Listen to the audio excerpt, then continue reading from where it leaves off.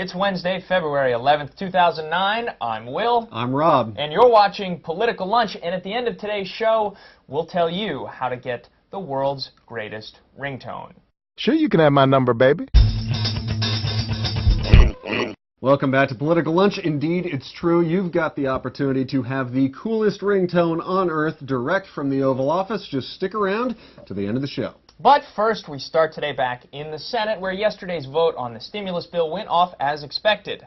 The Democrats voted unanimously for the $836 billion package, and they were joined by 3 Republicans, Arlen Specter of Pennsylvania and both senators from the great state of Maine. So, with their yes votes on the stimulus bill, Senators Olympia Snowe and Susan Collins have given the state of Maine a relatively rare moment in the national spotlight, at least as far as politics are concerned. In explaining their votes, Collins and Snowe, who are colleagues but by no means best buddies, sounded similar themes. This crisis is extraordinary, and my constituents don't expect me to stay on the sidelines, said Ms. Collins. They expect me to jump in.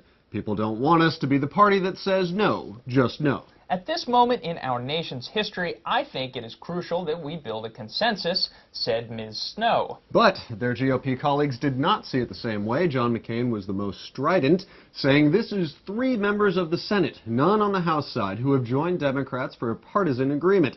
It's unfortunate because we are now committing an act of generational theft. So what now for the $800 billion bill? Well, if all goes according to plan, the bill will be on President Obama's desk in time for his signature on Monday. In the meantime, however, there will be more negotiations. It's one of the often overlooked parts of the legislative process, what happens after both houses of Congress pass a bill. It's certainly not the end of the line. There are still 3 different versions of the stimulus package, and now a team of negotiators representing all 3 parties, House, Senate, and the White House, will hammer out those differences and come to a consensus on a final bill for the president's signature. As for the president, on Monday evening, he continued his appeal to the nation in support of immediate and decisive action with his first primetime news conference, and many in the media made note of the fact that a blogger, Sam Stein from the Huffington Post, was among those called on to ask a question. Other observations of the first Obama presser include the criticism that he described Republican opposition to the plan in the same ways that, say, George W. Bush described the Democrats' opposition to things like the Patriot Act. As Slate's John Dickerson notes today, it was a favorite Bush-era tactic to accuse your opponents of ignorance of a problem when really they just opposed a particular approach to solving it. Now, the Republicans presumably are not ignorant of the economic collapse. They just oppose the Democrats' approach to the stimulus. Now, in politics, however, it's easier to say they just don't get it. But the president is not the only one who could be accused of playing politics as usual. New ads are out today from union groups targeting the GOP congressional members for their votes against the stimulus bill.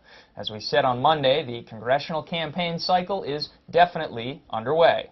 And for those few Republicans who voted for the measure, well, no relief for them either. Today, the Philadelphia Inquirer reports that there's already talk of a conservative challenge to Arlen Specter in the next Senate election. Now remember, the bill being debated in Congress is only one part of the economic rescue package currently being hashed out in Washington.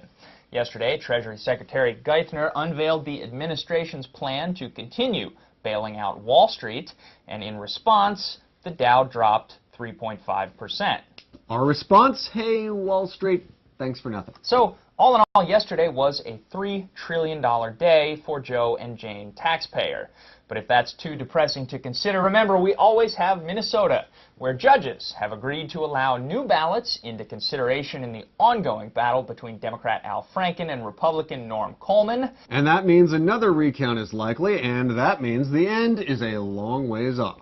Finally, today, what you've all been waiting for, the dulcet tones of your president offering his phone number. It's quite possibly the greatest ringtone ever, and you can only get it at politicallunch.com. Just click on the mugs to bring up the hot link and download away. Thanks very much for watching. We'll see you back here on Friday.